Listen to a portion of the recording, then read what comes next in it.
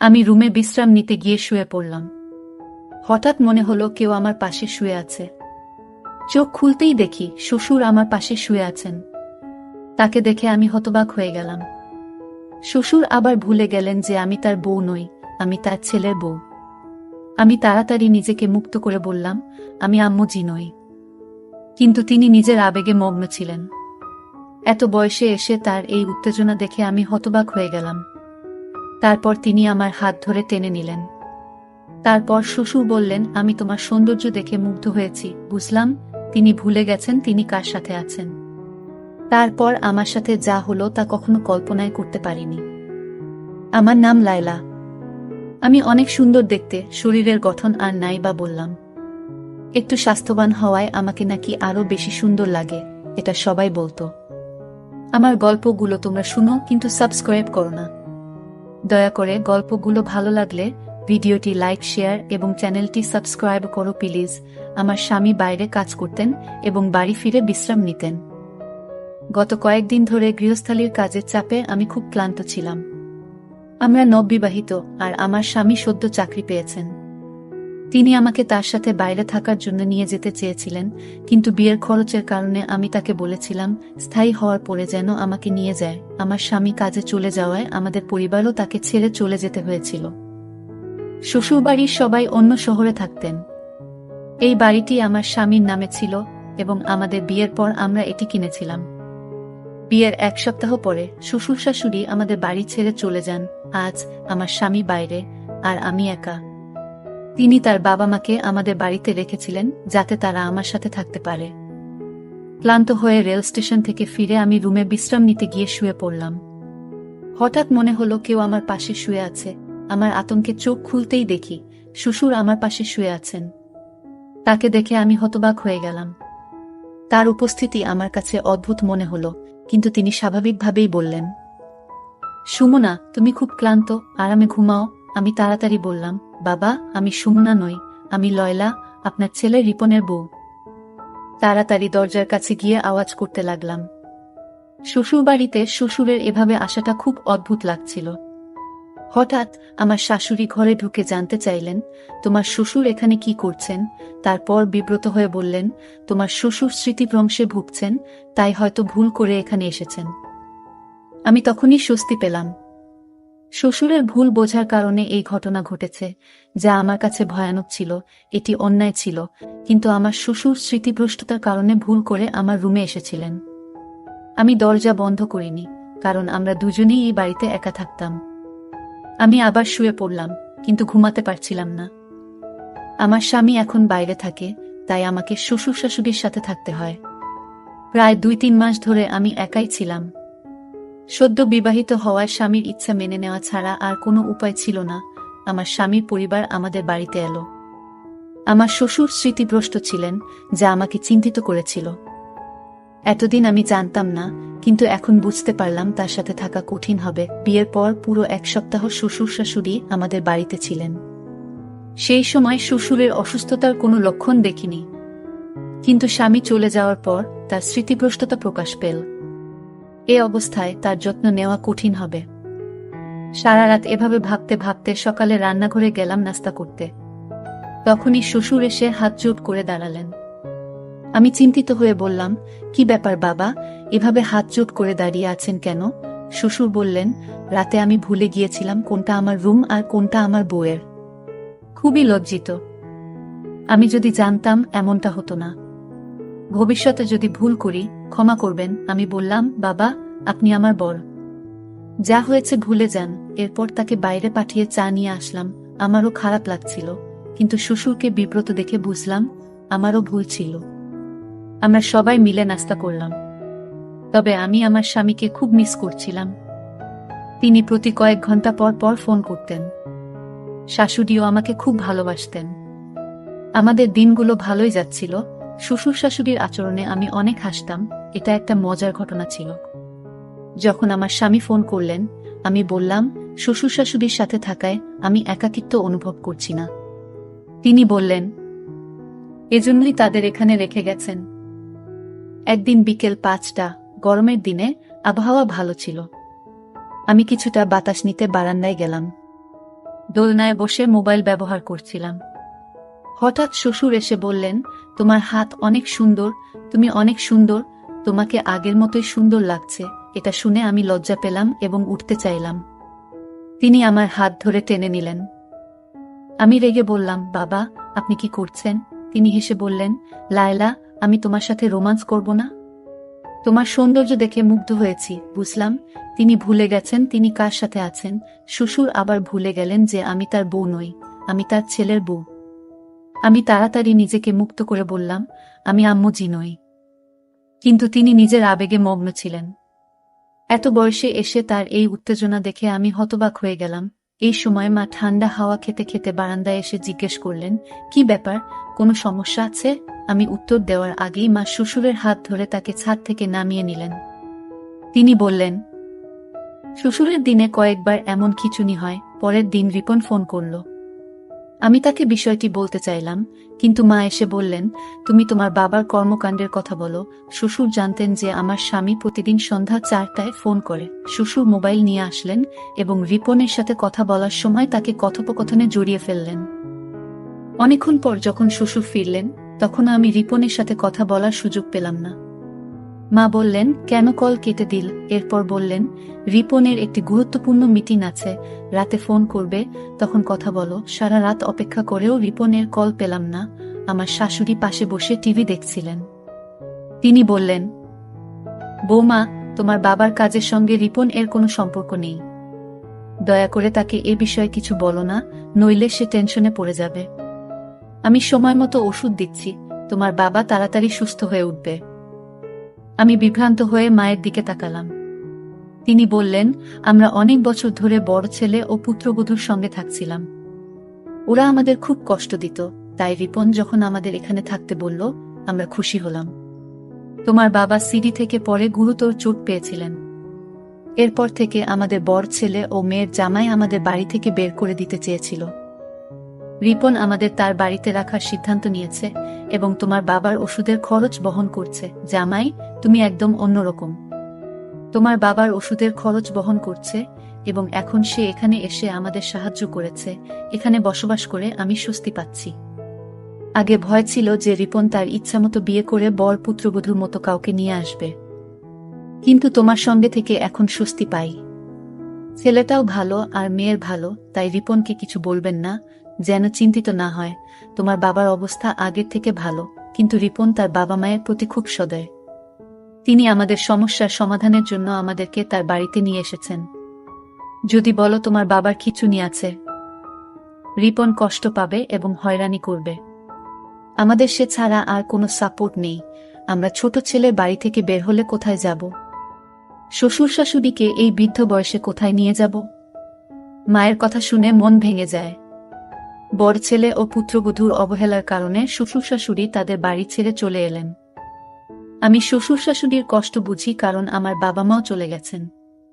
রিপন এর বাবা মায়ের প্রতি ভালোবাসা দেখে খুব খুশি হই। শ্বশুরের নানা কাজ আমাকে দুশ্চিন্তায় ফেলত। কখনো তিনি আমার কাছে আসতেন, কখনো কোলে নিয়ে যেতেন, কখনো প্রশংসা করতেন, যা আপত্তিকর মনে হতো। তিনি আমাকে নিবিড়ভাবে তাকিয়ে দেখতেন, আমার ঘরে প্রবেশ করার চেষ্টা করতেন, আর আমাকে তার স্ত্রী মনে করে অদ্ভুত কাজ করতেন। মাও আমাকে নিষেধ করলেন, তাই আমি মাকে জিজ্ঞেস করলাম, বাবাজি কি ওষুধ খাবেন? পাপাজির স্মৃতিভ্রংশতা বেড়েই চলেছে। সবচেয়ে কষ্টের বিষয় ছিল শ্বশুরমশাই শুধু তার স্ত্রীর ব্যাপারে ভুলে যেতেন, বাকি সবকিছু মনে রাখতেন। অনেক সময় ইচ্ছাকৃতভাবে তার ব্যক্তিগত জিনিস লুকিয়ে রাখতাম, কিন্তু তুচ্ছ জিনিসও তিনি মনে রাখতেন। তিনি শুধু আম্মুকে ভুলে যেতেন, আমাকে মা ভাবতেন না। মনে হতো তিনি স্মৃতিভ্রষ্টতায় ভুগছেন না। যদি ইচ্ছাকৃতভাবে করতেন, তবে তাকে সহ্য করতাম না। স্বামীর চলে যাওয়ার পরে 3 মাস অনেক কষ্টে শ্বশুর শাশুড়ির সাথে কাটিয়েছি। রুমের দরজা বন্ধ করে ঘুমাতাম এবং সারাদিন মুখোমুখি না হওয়ার চেষ্টা করতাম। একদিন দুপুরে দরজায় তালা লাগাতে দেখলাম দরজাটা ভাঙা। চিন্তিত হলাম, কারণ সকাল পর্যন্ত দরজার তালা ঠিক ছিল। বিকালে ঘুমানোর সময়ও আমি সবসময় রুমের তালা লাগিয়ে রাখতাম, কিন্তু আজ তালাটা নষ্ট হয়ে গেছে। কোনোভাবে দরজাটা ঠিকমতো বন্ধ করেছিলাম। রাতে ঘুমাতে গেলাম, কিন্তু দরজা খোলা থাকায় ঘুমাতে পারছিলাম না। রাত 3টায় ঘুমিয়ে পড়লাম। সকাল 6টায় ঘুম ভাঙল, অবাক হয়ে দেখলাম আমার স্বামীর বদলে শ্বশুর আমার বিছানায়। আমি শ্বশুরকে জাগালাম, কিন্তু তিনি আমাকে সুন্না বলে ডাকতে লাগলেন এবং আমাকে জড়িয়ে ধরার চেষ্টা করলেন। আমি নিজেকে মুক্ত করার চেষ্টা করছিলাম। তখন সকাল 6:05। স্বামী রিপন হঠাৎ 3 মাস পর ঘরে ঢুকে পড়লেন। আমি নাইট ড্রেস পরা ছিলাম, শ্বশুরও রুমে ছিলেন। রিপন আমার মুখে জোরে থাপ্পড় মারলেন এবং বললেন, আমি বিশ্বাস করতে পারছি না যে তুমি এমন কাজ করেছ। তার কথায় আমি হতভম্ব হয়ে পড়লাম। অশ্রু গড়িয়ে পড়ল। তাকে বোঝানোর চেষ্টা করলাম, এটা আমার দোষ নয়। বাবাজির স্মৃতিভ্রংশ আছে, তাই তিনি আমার রুমে এসেছেন। আমি তাকে সবকিছু সত্যি বললাম এবং বললাম মা ও বাবা উভয়ই আমাকে সমর্থন করবে। তখন অবস্থা ছিল যেমন আকাশ ভেঙে পড়ার মতো। বুঝতেই পারিনি যে দুজনেই এমন দ্রুত রং বদলাবে। তখন শাশুড়ি কাঁদতে দেখে বলেছিলেন, রিপন, আমি তো তোমাকে আগেই বলেছিলাম তোমার স্ত্রী চরিত্রহীন। ওর আচার ব্যবহার খুব খারাপ। আমি অনেকদিন ধরে তোমাকে বলছি যে তোমার স্ত্রী তোমার বাবাকে পটানোর চেষ্টা করছে, সে তোমাকে ছাড়া থাকতে পারছে না, তাই এমন করছে। শাশুড়ি মা আরও বলেন, ও তোমার বাবার নয়, তোমার স্ত্রীরই দোষ। এই মেয়েটা খারাপ। মা তখন কান্নায় ভেঙে পড়লেন, আর আমি তাকিয়ে দেখছিলাম কতটা সহজে মিথ্যা বলছে সে। শ্বশুর বলল, তোমার স্ত্রী আমাকে প্রলুব্ধ করেছে। বলল, আমার সাথে রাত কাটাবে না বললে তোমাকে আমাদের সম্পর্কে মিথ্যা বলবে এবং আমাদের এই বাড়ি থেকে বের করে দেবে। বাবা বললেন, আমি একজন সৎ মানুষ, আমি কখনো কোনো নারীর দিকে তাকাইনি। আমি এই বৃদ্ধ বয়সে এমন পাপ করতে পারি না। তোমার স্ত্রীর কথায় আমার কোনো বিশ্বাস নেই। রিপন এর মুখ রাগে লাল হয়ে গেল। সে কিছু না বলে আমার হাত ধরে বলল, তুমি আমার মা বাবাকে কষ্ট দিচ্ছ, তোমার লালসা পূরণ হচ্ছে না বলে আমার টার্গেট হয়ে গেছ।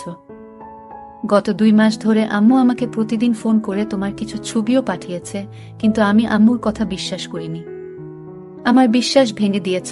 আজকে আমার সব ভুল ভেঙে গেল।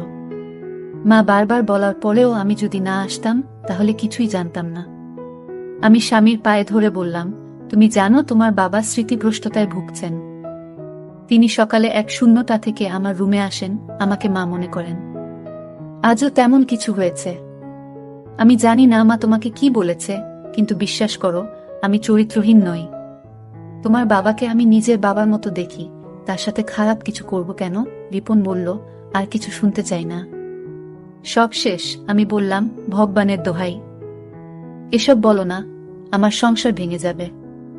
আমি মা বাবাকে অনুরোধ করেছি সত্যি বলার জন্য, কিন্তু কেউ কিছু বলল না। তিনি বললেন, আমি এমন কিছু করছি না, আমার স্বামীকে প্রতারণা করিনি। তোমার বাবার সাথে সম্পর্ক থাকা মানে আরও লোকের সাথেও সম্পর্ক থাকতে পারে। আমি কখনোই তোমাকে বোকা বানাইনি। আমার স্বামী বলল, তুমি বারবার বোকা বানানোর চেষ্টা করছো। আমি আর বোকা হব না। বাবার মিথ্যা কথা বলার রোগ নেই। রিপন চুপচাপ ছিল। তারপর বলল, তুমি এখান থেকে চলে যাও। স্বামী আমাকে ধাক্কা দিয়ে বাড়ি থেকে বের করল। আমি মাথা ঘুরে পড়ে গেলাম। জ্ঞান ফিরলে দেখি আমি হাসপাতালের বিছানায়। আমার বিধবা বোন পাশে বসেছিল। স্বামীর সাথে সুখ না পেয়ে বোনের দুঃখ ভাগ করে নিচ্ছিলাম। আমার বোন আমাকে বলল, তুমি কি করেছ? আমি বললাম, কিছু না। বোন বলল, আমি সব জানি। শ্বশুর শাশুড়ি তোমার বিরুদ্ধে ষড়যন্ত্র করেছে। তুমি কান্না থামাও, তারপর সব খুলে বলো। আমি সব খুলে বললাম আমার বোনকে। সব শুনে সে বলল, তুমি এতটা বোকা কেন হলে? এতদিন চুপ করে সহ্য করলে কেন? তোমার স্বামীকে বললে না কেন? তোমার শ্বশুরবাড়ির লোকেরা কেন এমনটা করছে? আমি জানতাম না কি করতে হবে। রিপন আমাকে বাড়ি থেকে বের করে দিয়েছে। দিদি বলল, এমন লোকের সাথে থাকার কোনো মানে নেই যে তোমাকে বিশ্বাস করে না। তোমার শাশুড়িও খারাপ ব্যবহার করেছে। প্রায় 1 সপ্তাহ পর রিপন ডিভোর্স পেপার পাঠাল। আমি জানতে চাইলাম আমার শ্বশুর শাশুড়ি কেন এমন করছে। আমি আমার ছোটবেলার বন্ধুকে বললাম, সত্যিটা জানার জন্য শ্বশুরবাড়িতে যে কাজের মেয়ে হিসেবে ঢুকে সব দেখে আসো। সে রাজি হলো। পরের দিন সে কাজের মেয়ে হিসেবে শ্বশুরবাড়িতে ঢুকল।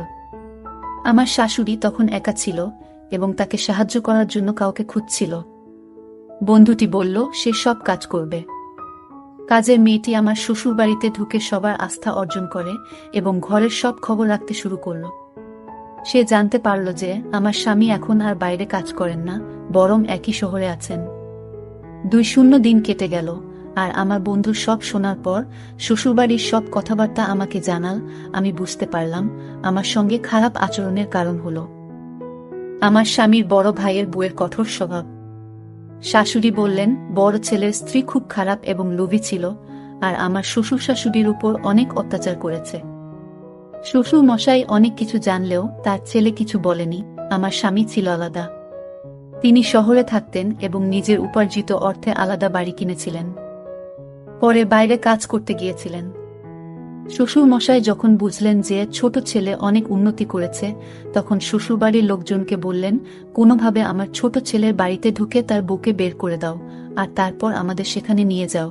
এভাবেই তারা আমার বিরুদ্ধে ষড়যন্ত্র শুরু করল। তারা আমাকে দোষারোপ করে সমাজে অপদস্থ করার পরিকল্পনা করল। তাদের লক্ষ্য ছিল আমার স্বামীকে প্রভাবিত করে বাড়িটি তাদের নামে করিয়ে নেওয়া। বড় ভাইয়ের বউ এবং ভগ্নিপতি খুব লোভী হয়ে পড়েছিল এবং তারা এই বাড়ি নিজেদের নিয়ন্ত্রণে নিতে চেয়েছিল। তবে তারা জানত না সম্পত্তি হস্তান্তর এত সহজ নয়। আমার দৃঢ় বিশ্বাস ছিল একদিন না একদিন তাদের সত্য প্রকাশ পাবে। শ্বশুর শাশুড়ি যা করছিলেন তা বড় ছেলের বউয়ের নির্দেশে হচ্ছিল। শ্বশুর শাশুড়ি ভয়ে ছিলেন, আর বড় বউ তার স্বামীকে এই পথে টেনে নিয়ে এসেছিলেন। এরপর শ্বশুর শাশুড়ি আমার বিরুদ্ধে নানা ষড়যন্ত্র শুরু করেন। তাদের উদ্দেশ্য ছিল আমাকে শারীরিক ও মানসিকভাবে দুর্বল করে ব্ল্যাকমেইল করা, যাতে বাড়ির কাগজপত্র তারা হাতিয়ে নিতে পারে। শ্বশুর মশাই প্রমাণ সংগ্রহ করছিলেন আমাকে ফাঁদে ফেলার জন্য। তারা চেয়েছিলেন আমার স্বামী আমাকে বিশ্বাস না করে বাড়ি থেকে বের করে দিক, যাতে ছোট ছেলের বাড়ি রক্ষা করতে পারেন। শাশুড়ি আমার ভিডিও আমার স্বামীর কাছে পাঠিয়েছিলেন আমাকে অপদস্থ করতে। শেষে তারা আমার ভিডিও ব্যবহার করে আমাকে ব্ল্যাকমেইল করার চেষ্টা করল, কিন্তু আমার স্বামী সত্য জানতে পেরে তাদের ফাঁদে পা দেয়নি। সব বলে ছেলের বাড়ি বাঁচিয়েছে, কিন্তু এখন আমার স্বামীর প্রতি বিশ্বাস উঠে গেছে। আমি আর ফিরে যেতে চাই না। সত্য কখনো লুকিয়ে থাকে না। আমি জানি একদিন না একদিন আমার স্বামী এসে ক্ষমা চাইবে। আমার শ্বশুর শাশুড়ি সব শুনে কেঁদে বললেন, আমরা বড় ছেলের স্বার্থে ছোট ছেলের সঙ্গে অনেক অন্যায় করেছি। কিছুদিন পর আমার শ্বশুর তার ছেলে রিপনকে পুরো সত্য বললেন, কিভাবে বড় ভাই এবং তার বউ তাকে হয়রান করত। 1 মাস পর আমার স্বামী এসে ক্ষমা চাইল, যদিও আমাদের ডিভোর্স হয়ে গিয়েছিল। সে বলল, তোমার বোন যা বলেছিল তা সত্যি, তুমি আমাদের বাড়িতে ফেরত এসো। সম্পর্ক শেষ হয়ে গেছে, কারণ বাবা মা সবকিছু বলেছে। পুলিশও বড় ভাইকে গ্রেপ্তার করেছে। শ্বশুর শাশুড়িও পুলিশের কাছে পুরো সত্য বলেছে। আমার স্বামী বলল, প্লিজ লায়লা, আমার সঙ্গে এসো, তোমার নামে বাড়িটা লিখে দেব। শ্বশুর শাশুড়িও এসে ক্ষমা চাইলেন, কিন্তু আমি তাদের ক্ষমা করতে রাজি ছিলাম না। আমার বোন বলল, এখন ওরা বুঝে গেছে, আর ভুল করবে না। তোমার স্বামী তোমার নামে বাড়ি লিখে দিচ্ছে, এর চেয়ে বড় প্রমাণ আর কিছু হতে পারে না। চলো চুপচাপ ফিরে যাও। আমি বোনের কথায় রাজি হলাম। তার বড় ভাই আর তার বউ গ্রেপ্তার হলো এবং স্বামীও বাড়ি ছেড়ে চলে গেল। শ্বশুর শাশুড়ি এখন একাই থাকে। আমার স্বামী এখন একই শহরে কাজ করছেন। আমাকে একা রেখে কোথাও যান না। সব ঠিক হয়ে গেছে। আমার বোন